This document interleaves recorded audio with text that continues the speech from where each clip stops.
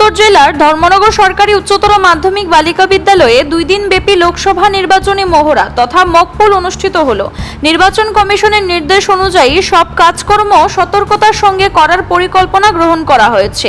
এরই অঙ্গ হিসাবে ধর্মনগরের উচ্চতর মাধ্যমিক বালিকা বিদ্যালয়ে 2 দিন ব্যাপী মহকুমা প্রশাসনের উদ্যোগে মকপোল আয়োজন করা হয়।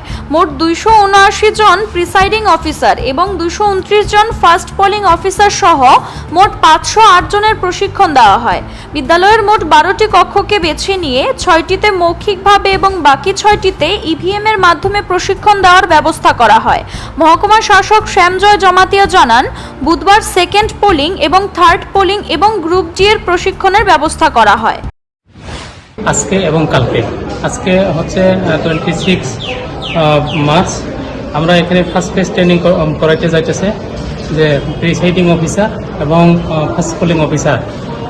এখানে টোটাল সংখ্যা আছে প্রিসাইডিং অফিসার ইনক্লুডিং উইমেন, এখানে প্রিসাইডিং অফিসার আছে 464,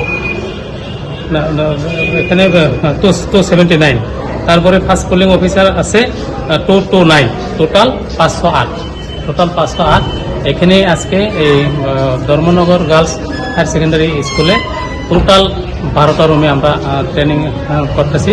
তার মধ্যে এরকমভাবে আছে যে থিওরি 6টা ক্লাস এবং ইভিএম এর জন্য 6টা class.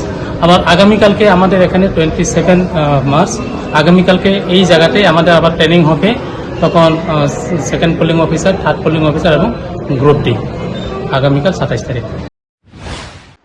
Siri TV, channel for news and entertainment.